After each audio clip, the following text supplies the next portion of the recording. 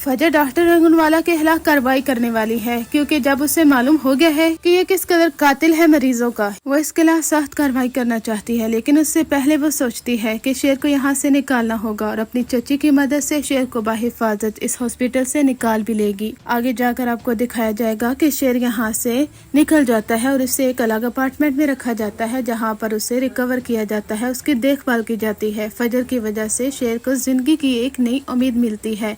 शेर मुकम्मल तौर पर रिकवर हो ही जाता है। इधर रंगूनवाला डॉक्टर और चचा जिनकी शामत आ चुकी है। डॉक्टर तहा कहते हैं कि अगर डॉक्टर फजर ने हमारे खिलाफ कार्रवाई की तो हम सब फंस कर रह जाएंगे और हो सकता है कि हमें उम्र कैद भी हो जाए, क्योंकि हमने एक शख्स को मारने की कोशिश की है। वो तड़पता रहे और उन मेडिसिन की वजह से वो मर भी सकता था।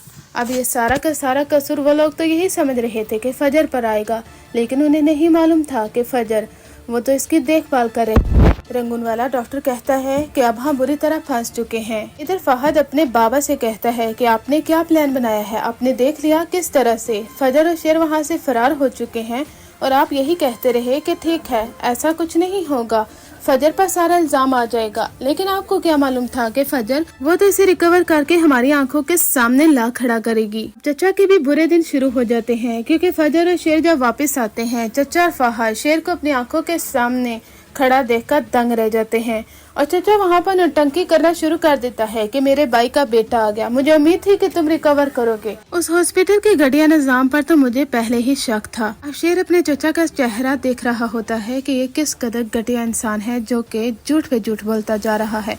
अभी उसका दिल चाहता है कि वो अपने चचा का गिरबान पकड़ ले, लेकिन वो ऐसा नहीं करने वाला, क्योंकि फजर ने उसे कहा है कि कभी भी तुमने ट्रिगर नहीं होना, बल्कि सब्र से काम लेना है और इसी तरह से ही जब तक तुम्हारे पास फैक्ट्स और फिगर्स नहीं आ जाते तब तक तुम इन लोगों के खिलाफ कार्रवाई नहीं कर सकते। शेर की वालदा जब उनकी मुलाकात फजर और शेर से होती है, पहले तो वो फजर पर गुस्सा करते हैं, लेकिन शेर उन्हें कहता है कि अम्मी आपको मैं कुछ दिखाना चाहता हूँ। वो अपनी अम्मी को बताता है कि किस तरह से मेडिसिन उससे गलत दी गई, इंजेक्शन गलत लगाए गए ताकि वो ट्रिगर होता रहे। वो बहुत पहले ठीक हो सकता था, लेकिन ये सब कुछ किया दरा उसके चचा का है। अभी उसके पास सबूत नहीं है, वो इन लोगों के खिलाफ कार्रवाई जरूर करेगा।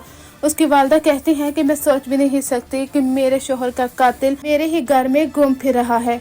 शेर कहता है कि अच्छा वक्त जरूर आएगा जब हमें इंसाफ मिलेगा और हम इंसाफ लेकर रहेंगे। शेर की वालदा फजर से माफी भी मांगेंगी और उससे कहेंगी कि मैंने समझा था कि दुश्मन की औलाद भी आगे से दुश्मन ही होती है, लेकिन तुमने बहुत बड़े ज़र्फ का मुजाहरा किया है कि मेरे ही बेटे की हिफाजत करके उसे नई जिंदगी की उम्मीद दिलाई है।